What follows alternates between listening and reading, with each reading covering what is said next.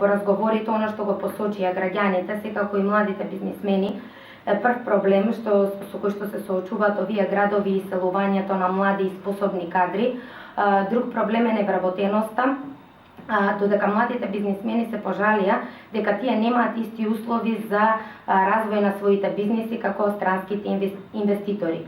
Она што коалицијата за промени и правда и она што ние им го презентиравме како решение и наши приоритети во поглед на иселувањето на младите, тоа е дека ќе создадеме европски услови, европски вредности и ќе донесеме европски живот тука во Македонија.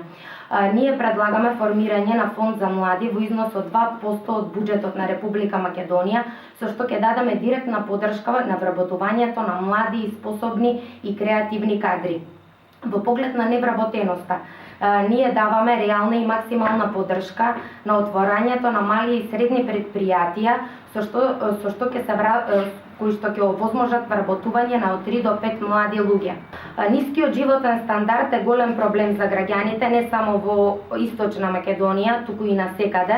Така што во поглед на справувањето со сиромаштијата и нискиот животен стандард, наша мерка е зголемување на минималната плата на 300 евра, минималната пензија на 200 евра, со што ќе обезбедиме поддршка и средства од буџетот на начин. На кој начин ќе ги обезбедиме тие средства? Тоа е прво што ќе воведеме силни антикорупцијски мерки, ќе ги скратиме сите непродуктивни трошоци и концентрацијата на капиталот и на инвестициите само во главниот град и секако ќе укинеме репрезентацијата за функционерите.